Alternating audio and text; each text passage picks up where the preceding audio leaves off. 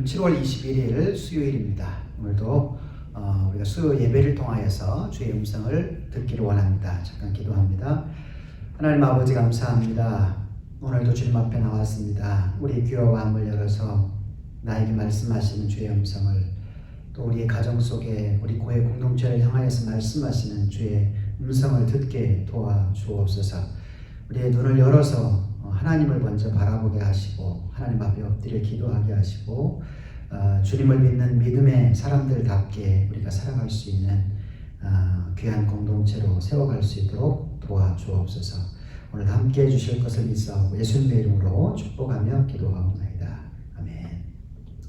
찬양하시겠습니다. 찬송가 449장입니다. 449장 통일 찬송가로는 377장입니다. 예수 따라가며 찬송가 449장 함께 찬양하시겠습니다.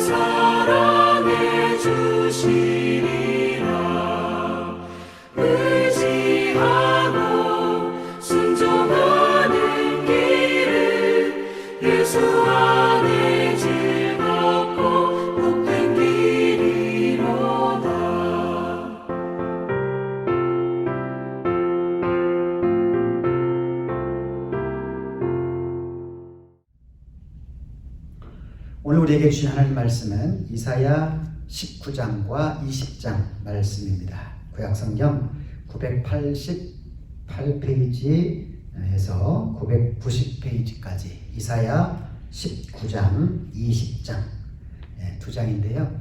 다 읽기는 많고 19장 앞부분하고 20장 말씀을 함께 읽겠습니다. 먼저 19장 1절에서 4절 말씀 함께 읽습니다.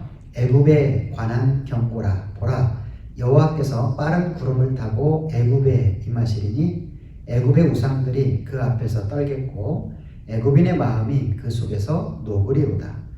내가 애굽인을 격동하여 애굽인을 치리니 그들이 각기 형제를 치며 각 이웃을 칠 것이요 성읍이 성읍을 치며 나라가 나라를 칠 것이며 애굽인의 정신이 그 속에서 쇠약할 것이요 그의 계획을 내가 깨뜨리니 그들이 우상과 마술사와 신접한 자와 요술객에게 물으리로다. 내가 애굽인을 잔인한 주인의 손에 붙이리니 포악한 왕이 그들을 다스리리라. 주 만군의 여호와의 말씀이니라. 20장 1절에서 6절까지 말씀입니다. 아수르의 사르곤 왕이 다르단을 아스도로 보내매 그가 와서 아스돗을 쳐서 취하던 해니라. 그때에 여호와께서 아모스의 아들 이사야에게 말씀하여 이르시되 갈지어다 내 허리에서 배를 끄르고 내 발에서 신을 벗을지니라 하시매 그가 그대로 하여 벗은 몸과 벗은 발로 다니니라.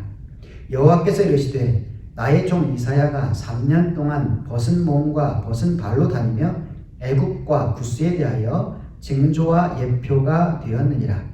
이와 같이 애굽의 포로와 구스에 사로잡힌 자가 아수르 왕에게 끌려갈 때에 젊은 자나 늙은 자가 다 벗은 몸과 벗은 발로 볼기까지 드러내어 애굽의 수치를 보이리니 그들이 바라던 구스와 자랑하던 애굽으로 말미암아 그들이 놀라고 부끄러워할 것이라. 그날에 이 해변 주민이 말하기를 우리가 믿던 나라 곧 우리가 아수르 왕에게서 벗어나기를 바라고 달려가서 도움을 구하던 나라가 이같이 되었은즉 우리가 어찌 등이 피하리요 하리라. 아멘. 오늘은 그 남유다의 여러 주변에 있었던 그 나라에 대한 심판, 그 심판할 것에 대한 예언의 내용들이 쭉 기록되다가요. 오늘은 애굽에 대한 내용입니다. 애굽, 이집트에 대한 경고의 예언입니다. 19장 1절은 이렇게 시작합니다. 보라, 여호와께서 빠른 구름을 타고 애굽에 임하신다. 성경을 보면 이 구름을 하나님이 임재하신, 하나님이 함께 하시는 그런 하나님의 임재의 현상으로 성경은 기록하고 있습니다. 모세가 시내산에서 십계명을 받을 때에도 그 산 위에 구름이 가득하였다. 하나님의 영광이 그 가운데 임하였다라고 말하고요.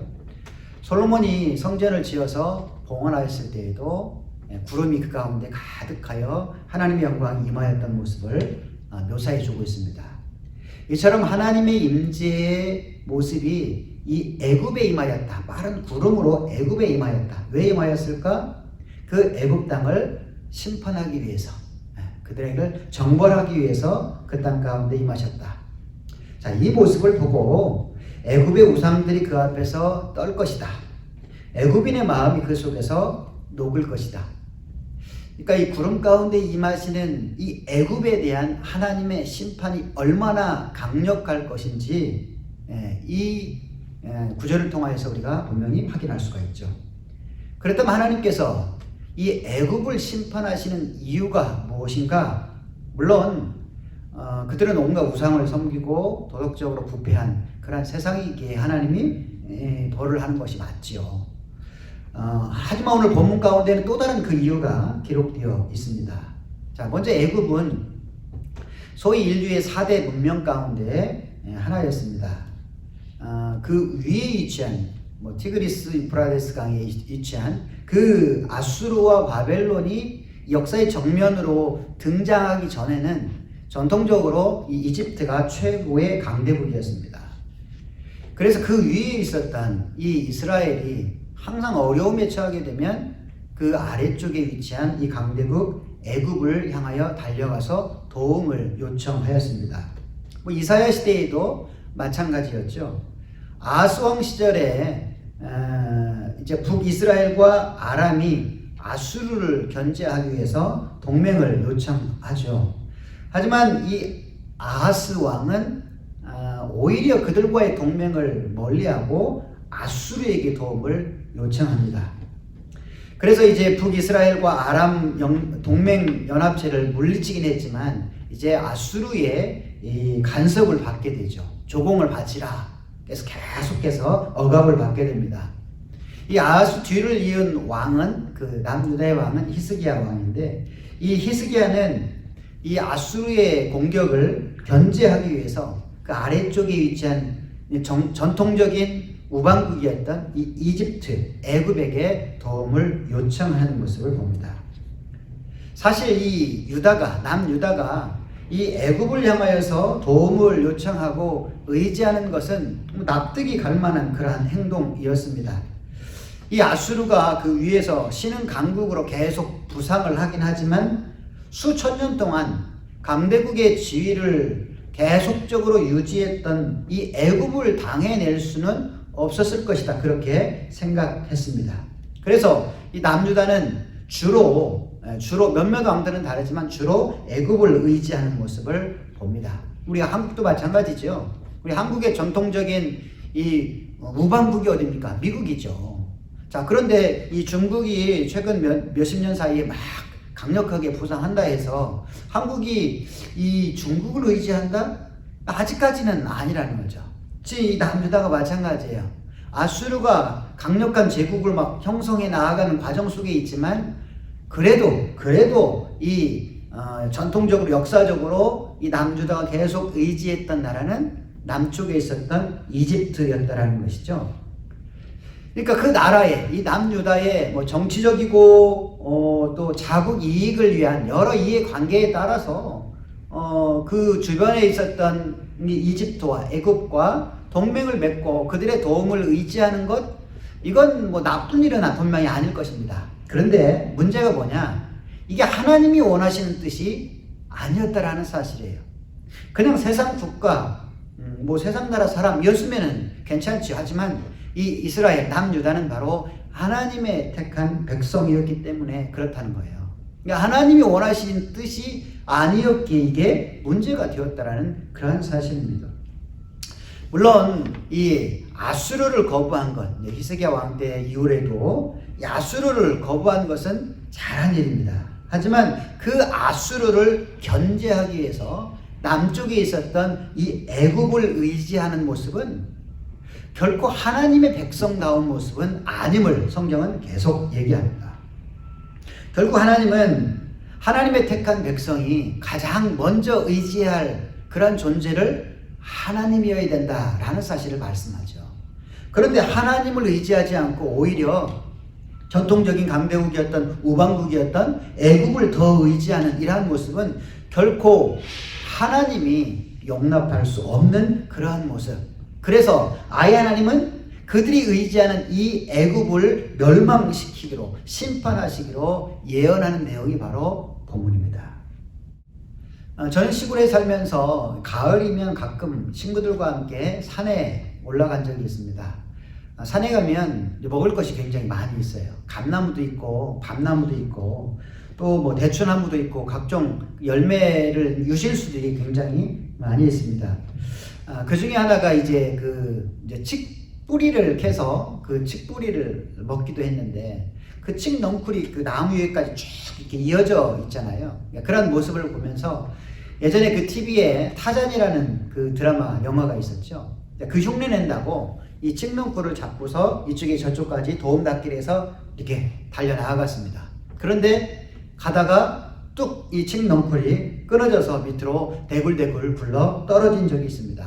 겉으로 보기에는 정말 단단해가지고 우리가 충분히 우리를 유지해 줄 것 같은데 정말 멀쩡해 보이는데 이미 그 속은 다 썩어 있는 모습을 본 적이 있습니다.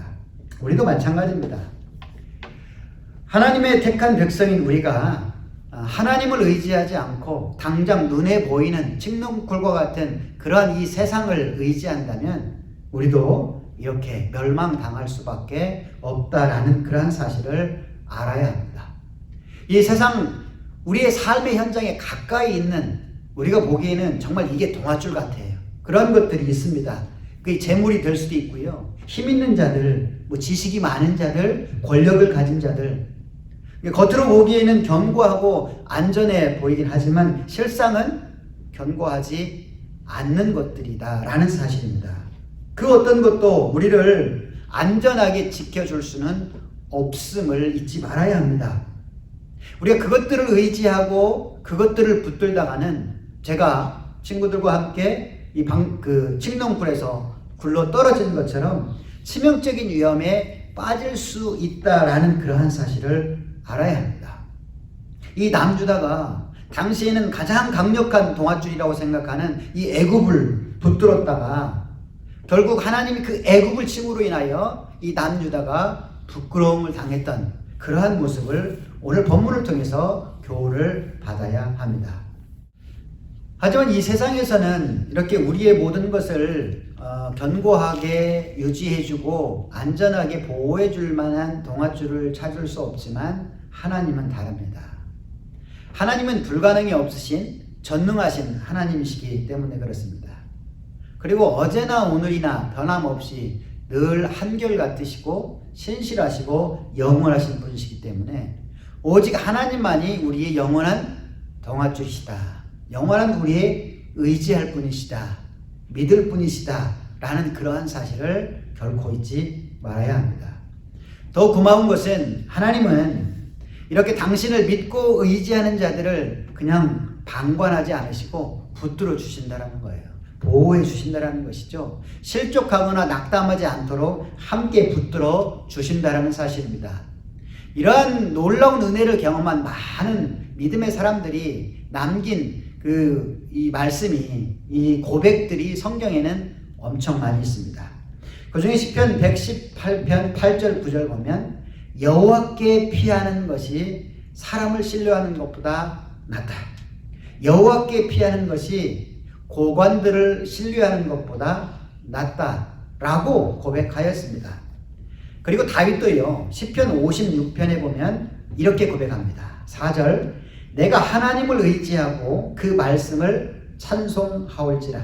내가 하나님을 의지하였은즉 두려워하지 아니하리니 혈육을 가진 사람이 나를 어찌할 수 있겠는가.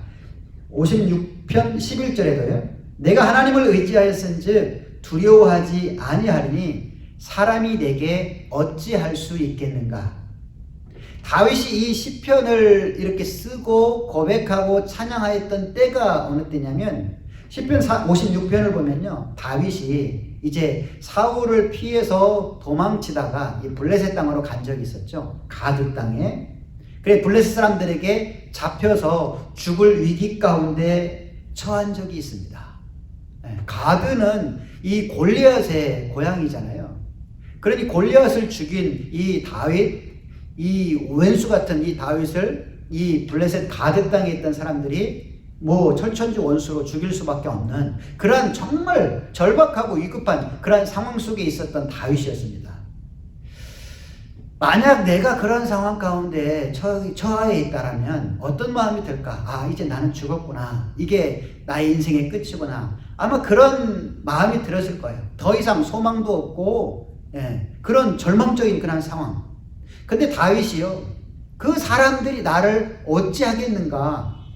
내가 하나님을 의지하는데, 하나님이 나의 편에 계시는데, 하나님이 나의 하나님이 되어주시는데, 라는 그 믿음을 가지고 당당하게 그 어려움을 극복하였다라는 사실입니다.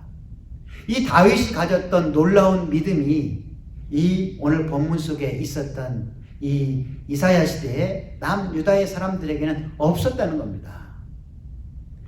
우리에게는 그러한 믿음이 있었으면 좋겠습니다. 다윗이 어려움 속에서도 극박한 정말 고난의 그 상황 속에서도 하나님이 나와 함께 하신 하나님을 의지함으로 인하여서 당당하게 두려움 없이 승리할 수 있었던 그 믿음이 저와 여러분에게 정말 풍성이 넘치기를 간절히 원합니다. 자, 2절 이하로는요. 그러면 이 애굽 땅에 내려질 하나님의 심판의 내용이 어떤지, 어떤 심판으로 그들이 어떤 어려움 속에 처하게 될지를 말씀하고 있습니다. 먼저 2절과 3절 말씀 보면 이 애굽 땅에 자중질환이 일어날 것이다. 내란이 일어날 것이다. 애굽인이 다른 애굽인을 막 치는 그러한 일들, 이렇게 서로 싸우다가 자멸하게 될 것이다 라는 그런 예언의 내용입니다. 실제로 지난주에도 잠깐 말씀을 드렸듯이 이 애굽 나라는 굉장히 강력한 그러한 왕국이었죠. 그런데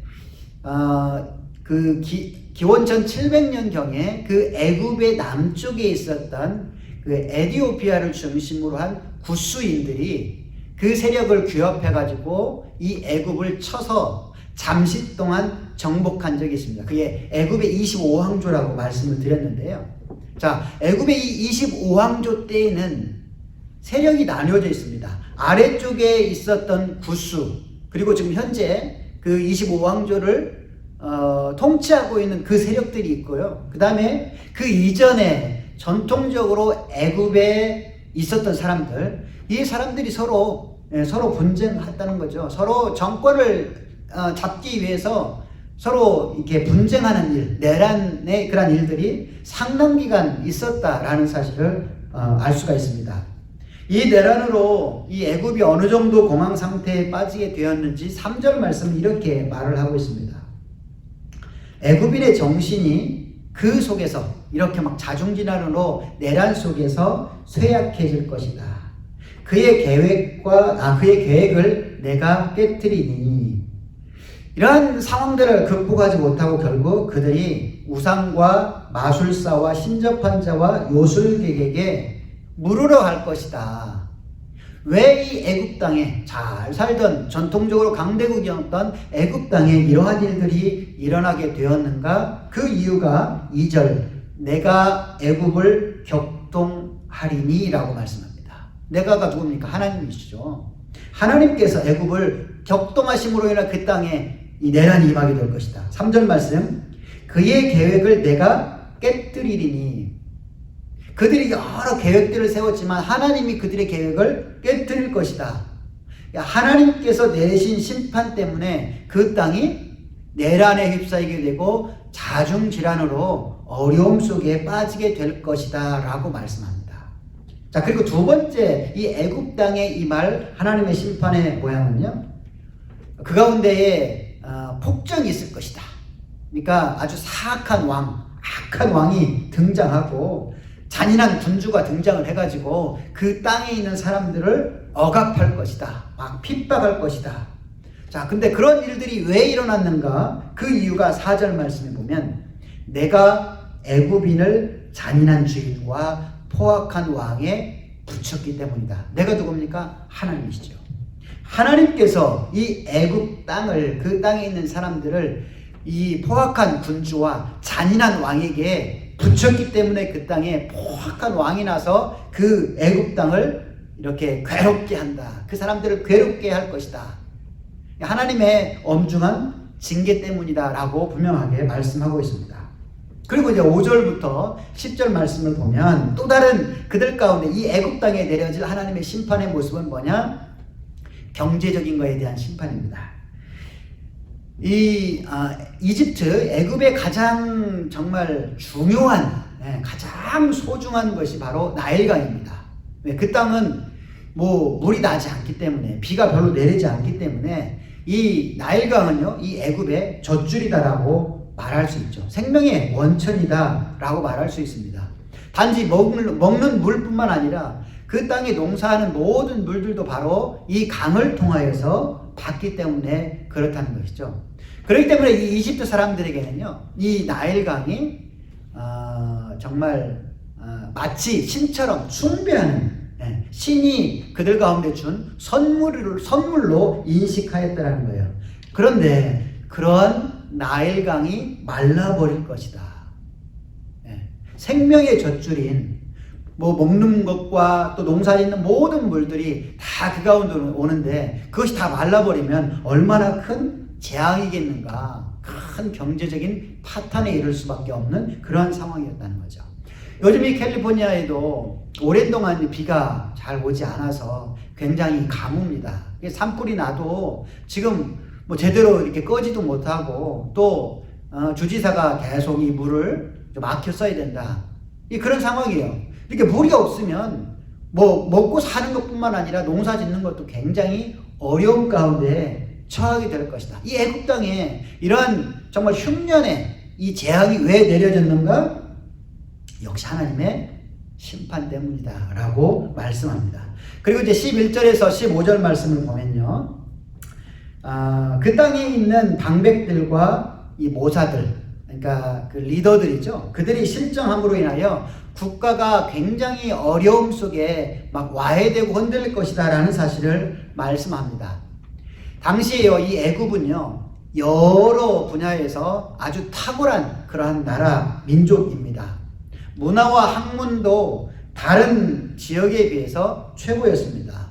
애굽의 지혜도 마찬가지입니다.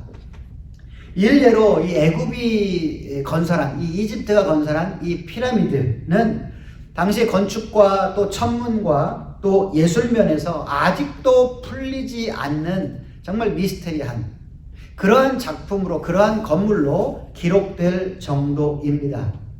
자, 그러니까 이러한 놀라운 지혜를 가지고 국가를 잘 다스리던 이 방백들과 모사들이, 그들이 지혜가 다 사라져버린 거예요. 그래서 막 바보처럼 변하게 된 것이죠. 그래서 나라를 말아먹게 될 것이다 라는 그런 예언의 내용입니다.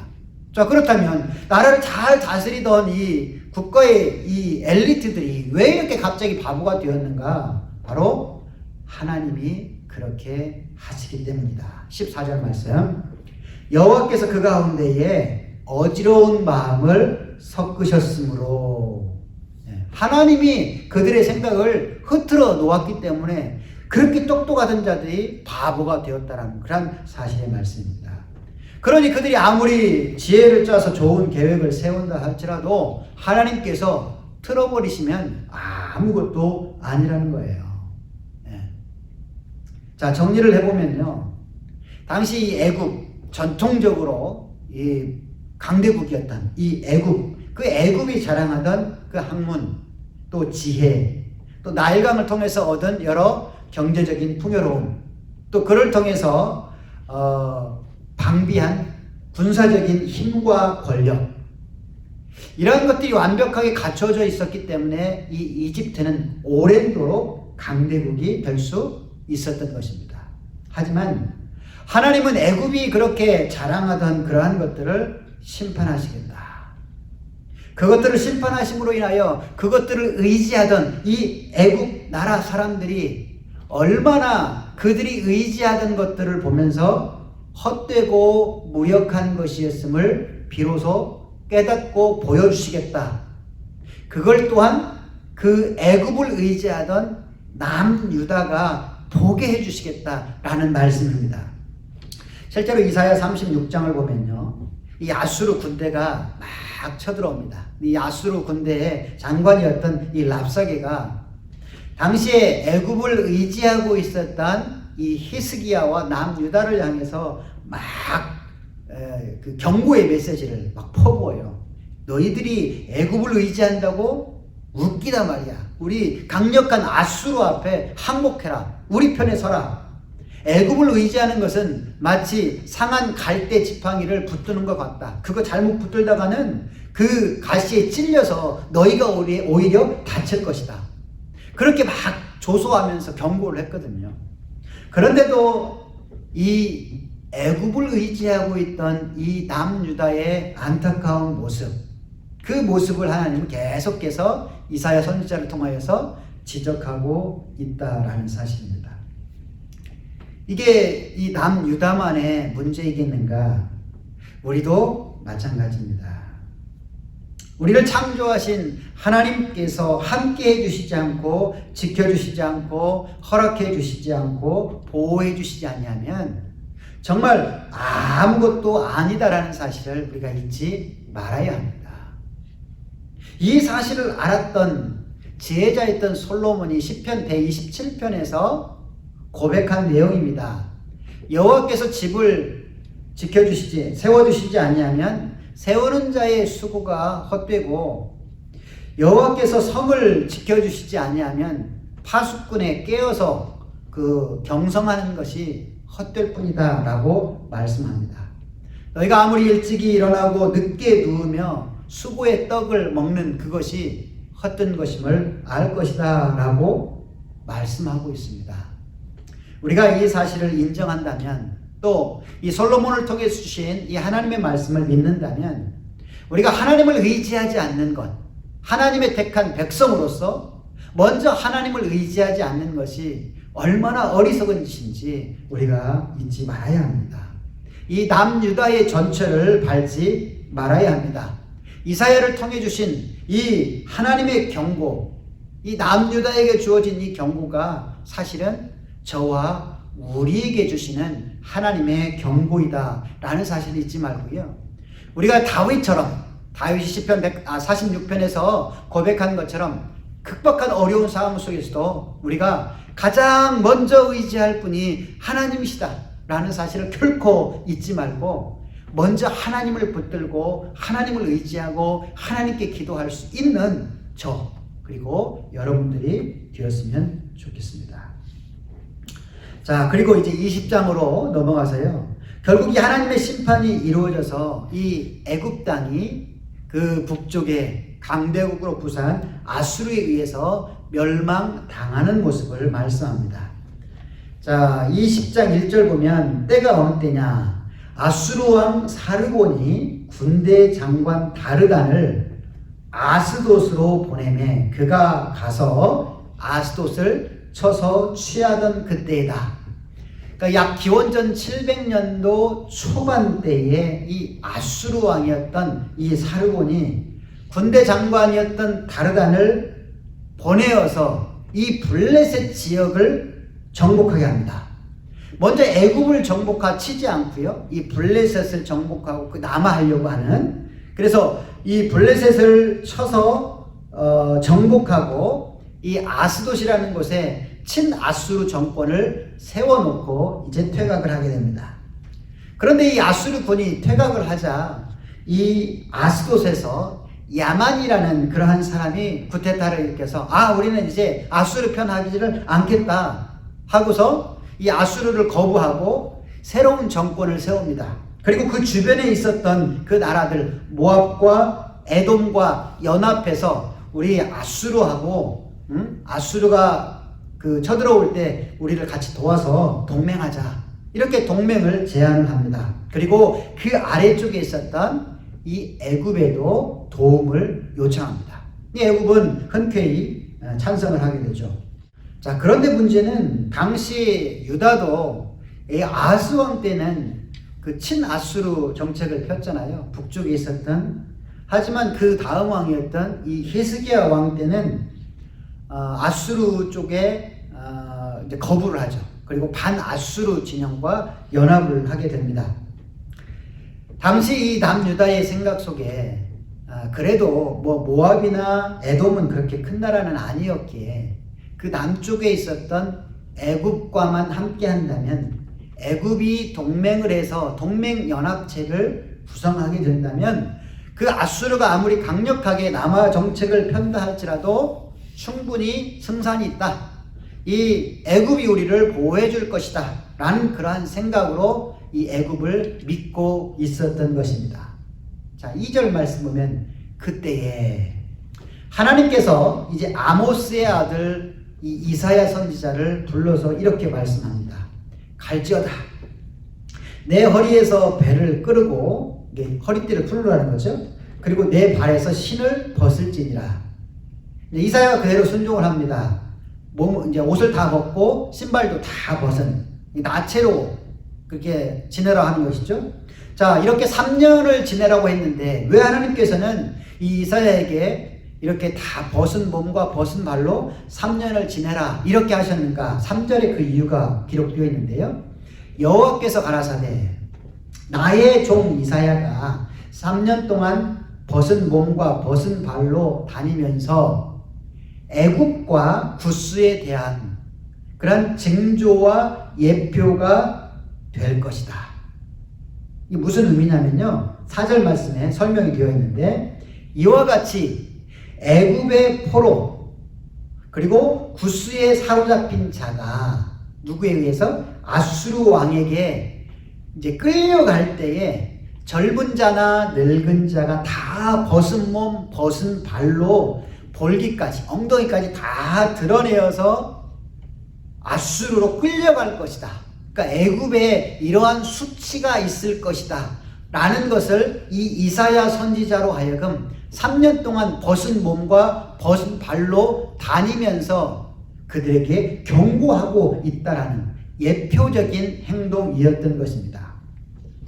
그리고 이러한 일들을 허락하신 그 하나님의 본래의 의도는 어디에 있었느냐? 이게 이제 더 중요하죠. 5절 말씀 보면 그들이 누굽니까? 이 애굽을 의지하던 남유다 사람들이 그 바라던 구스와 자랑하던 애굽으로 말미암아, 항상 이 남유다는 이 남쪽에 있었던 애굽을 의지하였었죠. 우리가 애굽만, 이집트만 우리 편에 있고 우리가 그 편에서는 우리는 괜찮다. 그렇게 의지하고 바라던 그 구스와 자랑하던 애굽으로 말미암아 깜짝 놀라고 부끄러워할 것이다. 왜? 그렇게 강력했던 이 전통적인 강대국 애굽도 아수르에 의해서 정말 패망해서 포로로 다 끌려가는 모습을 보기 때문에 그렇다는 것이죠. 뿐만 아니라 6절 말씀, 그 날에 이 해변 거민은 이스라엘로 볼 때 그 서쪽, 남서쪽에 그 블레셋이 위치하게 있었죠. 그 건너편은 지중해. 그래서 해변 거민, 블레셋 사람들이 말했죠. 이 해변 거민이 말하기를 우리가 믿던 나라, 곧 우리가 아수르 왕에서 벗어나기를 바라고 늘 달려가서 도움을 구하던 그 나라, 누굽니까? 애굽입니다. 애굽이 이렇게 되었은즉 우리가 어찌 능히 피하리요? 라고 탄식할 것이다. 자, 믿고 의지했던 전통적 강대국 이 애굽이 아수르에 의해서 패망하고 그들이 다 젊은 자나 늙은 자나 포로로 이렇게 부끄럽게 끌려가는 그러한 모습을 보면서 그 애굽을 의지하던 그 주변에 있었던 이 나라들이 허망하게 될 것이다. 부끄러워하게 될 것이다. 탄식하게 될 것이다. 라는 그러한 말씀입니다. 말씀의 결론을 냈지요. 하나님을 의지해야 할 하나님의 백성들이 먼저 하나님을 의지하지 않게 되면 어떠할지를 분명하게 말씀해 주고 있습니다. 물론 여러분, 우리가 하나님을 의지한다라는 것이 사실 쉽지 않다라고 생각할 수가 있습니다. 왜요? 하나님 우리 눈에 보이지 않잖아요. 그리고 우리가 기도한다고 해서 하나님이 곧바로 그 문제를 막 즉시 해결해 주는 것도 아닐 것 같기도 합니다. 그래서 보이지 않는 하나님을 의지하기보다는 눈에 보이는 당장 우리 눈앞에 있는 어떤 세상의 권력들, 아니 힘 가진 자들, 뭐 본문의 이 애굽처럼, 그리고 재물 많은 자들, 그리고 나에게 뭔가 도움을 줄 만한 그러한 세력이나 그러한 사람들, 그렇게 의지하기가 너무나 쉽다라는 것이죠. 우리도 그렇죠. 이 남유다가 그러한 실수를 범하였습니다. 하나님이 가장 안타까워하신 부분 중에 하나였던 것입니다. 왜요? 더욱이 그렇게 이 남유다가 의지했던 애굽이 어떤 나라입니까? 그 조상 때 400년 동안 그들을 억압했던 나라예요. 하나님이 은혜를 주셔서 모세를 통해서 자유함을 얻게 해주셨어요. 구원의 은혜를 베풀어 주셨던, 그들을 억압했던 그런 나라잖아요. 그래서 하나님은 그들이 다시금 뒤도 돌아보지 않도록 홍해 바다로 딱 갈랐다가 다시 막아 두셨고, 또 40년 동안 돌아갈 수 없도록 이 광야를 지나게 그렇게 하셨잖아요. 그런데도 이 유다는 애굽을 의지했습니다. 그래서 하나님은 이 역사의 한 축으로 이 등장하기 시작한 아수르를 사용했어서 이 남유다를 징계하셨을 뿐만 아니라 이 남유다가 의지하고 있었던 이 애굽까지도 멸하심으로 인하여 애굽을 의지하고 있던 이 남유다가 얼마나 황당하고 부끄럽게 되었는지를 분명하게 말씀하십니다. 애굽은 바로 세상을 의미합니다. 애굽을 의지하던 나라들이 애굽과 함께 멸망을 당한 것처럼 세상을 의지하다가는 이 멸망될 세상과 함께 우리도 멸망당할 수밖에 없다라는 것을 분명히 기억해야 합니다. 그리고 우리는 하나님의 택한 백성이다라는 사실을 잊지 않아야 할 것입니다. 우리가 여러 어려움 속에 처할지라도 그 속에서 가장 우리가 먼저 의지하고 붙들어야 할, 도움을 구하고 기도해야 할 대상이 바로 하나님이시다. 하나님을 의지하는 그러한 삶을 살아가는 것이 하나님이 가장 우리 가운데 원하시는 백성의 모습이다 라는 사실을 잊지 마십시다. 그리고 끝까지 하나님을 붙드십시다. 세상의 것들, 눈에 당장 보이는 것들을 붙들고 싶은 마음이 정말 간절하게 들지라도 먼저 하나님 앞에 엎드려 보십시다. 저와 여러분이 그렇게 하나님을 붙들고 하나님을 의지할 때 하나님께서는 우리를 당신의 백성으로 인정하시고 보호하시고 함께하시고 구원해 주신다. 이런 놀라운 은혜를 경험하면서 증언하면서 살아가는 것이 하나님의 택한 백성이 아니겠는가.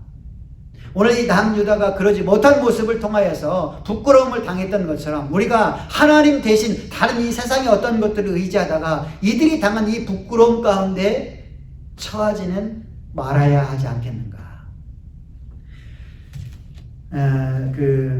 예레미야 17장 말씀 한 권만 찾고요, 읽고 마치도록 하겠습니다. 예레미야 17장, 이 남유다가 하나님보다 세상을 의지하고 애굽을 의지했던 그러한 안타까운 모습을 경고하고 오늘 예레미야가 이렇게 말씀하고 있는데요. 5절 말씀부터 보면 여호와께서 이와 같이 말씀하십니다. 무릇 사람을 믿으며 육신으로 그 힘을 삼고 마음이 여호와에게서 떠난 그 사람은 저주를 받을 것이다. 그는 사막의 떨기나무 같아서 좋은 일이 오는 것을 보지 못하고 광야, 간소한 곳, 또 건건한 땅, 사람이 살지 않는 땅에 살게 될 것이다. 하지만 7절, 8절 그러나 무릇 여호와를 의지하며 여호와를 의뢰한 그 사람은 복을 받을 것이니라.